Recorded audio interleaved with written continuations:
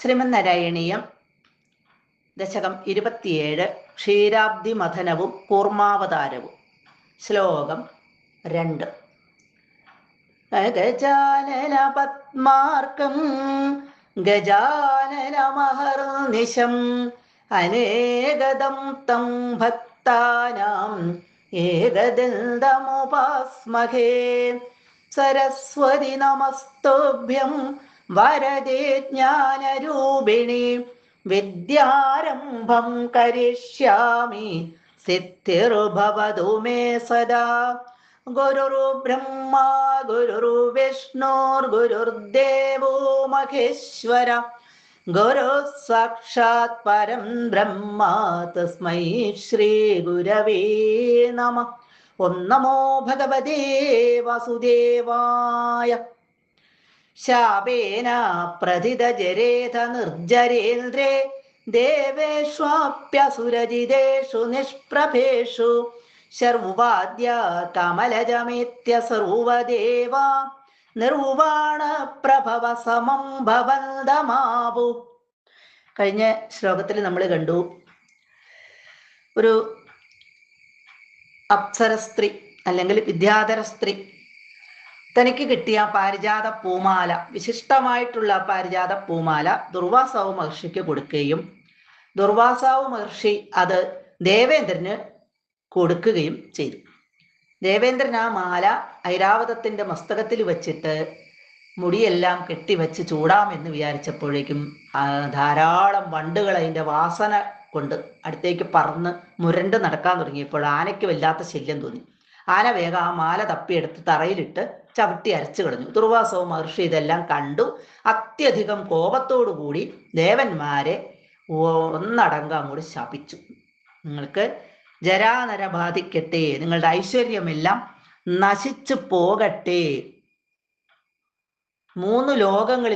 നിന്റെ മൂന്ന് ലോകങ്ങളിലും ഐശ്വര്യം എന്നത് ഇല്ലാതായി പോകട്ടെ എന്ന്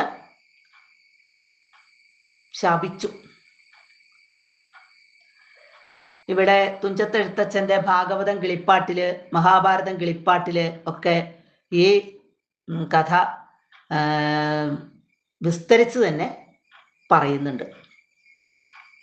ഇനി ദുർവാസാവിന്റെ ശാപം മൂലം സ്വർഗമെല്ലാം നഷ്ടപ്പെട്ടു, സകല ഐശ്വര്യങ്ങളും നശിച്ച ഇന്ദ്രൻ മുതലായിട്ടുള്ള ദേവന്മാരെല്ലാവരും കൂടി മഹാവിഷ്ണുവിനെ പോയി കാണുകയാണ്, ശരണം പ്രാപിക്കുകയാണ്. അഥ പിന്നെ നിർജരേന്ദ്രൻ എന്ന് പറഞ്ഞാൽ ദേവേന്ദ്രനാണ്, നിർജരന്മാരുടെ ഇന്ദ്രൻ. നിർജരൻ എന്ന് പറഞ്ഞാൽ ജരാനരകളൊന്നും ഇല്ലാത്ത, അവർക്ക് വാർദ്ധക്യം എന്ന ഒരു ദശയില്ല, അങ്ങനെയുള്ള ആ ദേവന്മാരുടെ രാജാവ്, അതായത് ദേവന്മാരുടെ ഇന്ദ്രൻ, അതാണ് ദേവേന്ദ്രൻ.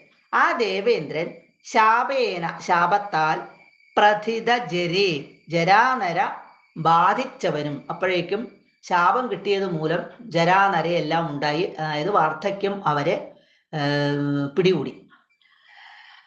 അങ്ങനെ ജരാനര ബാധിച്ചവനും ദേവേഷു അഭി അസുരജിതേഷു നിഷ്പ്രഭേഷു.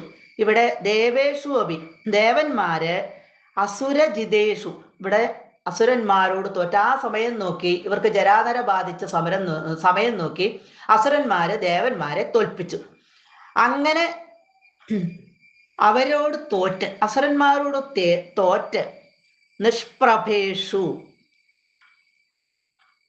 നിഷ്പ്രഭേഷു എന്ന് പറഞ്ഞാൽ ഇവിടെ ഒരു പ്രഭയും ഇല്ലാത്തവരായി, അതായത് അവരുടെ ആ ചൈതന്യം അല്ലെങ്കിൽ ആ ഐശ്വര്യം എല്ലാം മങ്ങിയവരായി തീർന്നപ്പോൾ ശർവാദ്യ, ശർവൻ ശിവൻ, ശർവാദ്യ ശിവൻ തുടങ്ങിയ സർവദേവ എല്ലാ ദേവന്മാരും കമലജം എത്യ, കമലജം താമരപ്പൂവിൽ നിന്നുണ്ടായ ആളാണ് ബ്രഹ്മാവ്, ആ ബ്രഹ്മാവിനെയാണ് കമലജൻ എന്ന് പറയുന്നത്.